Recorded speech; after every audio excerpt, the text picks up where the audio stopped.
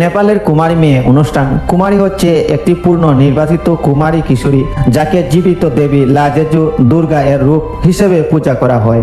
এই প্রথা মূলত লিওয়ার সম্প্রদায়ের মধ্যে প্রচলিত এবং কাঠমান্ডু, পাটান, ভক্তপুর বিশেষভাবে পালিত হয়।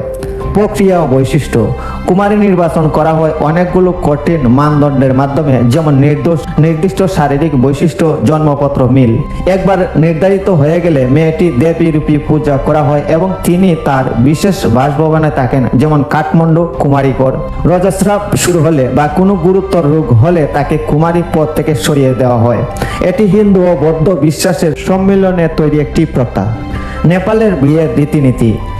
নেপালের বিয়ের একটি সামাজিক ও ধর্মীয় অনুষ্ঠান যা জাতি, সম্প্রদায় এবং ধর্ম অনুযায়ী কিছুটা ভিন্ন হলেও কিছু মূল অনুষঙ্গ থাকে। সাধারণ হিন্দু নেপালের বিয়েতে যা দেখা যায়, আরোহ বিবাহ রীতি অনুসরণ করা হয়, যেখানে পাত্র পাত্রী হোমযজ্ঞ সামনে 7 পাক সপ্তদপি ঘুরেন।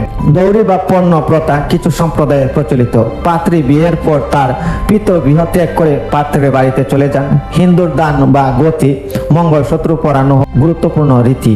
নিমার সম্প্রদায়ের বিয়েতে যেমন কুমারী বিয়ে ছাড়াও মেয়েদের প্রথমে একটি বেলফল এবং পরে সূর্যের সাথে বিয়ে দেওয়া হয়, যাকে ঐহি বারা বলা হয়। এতে কন্যা যদি ভবিষ্যতে স্বামী হারা হয় তাহলে সে বিধবা নয় বলে গণ্য করা হয়।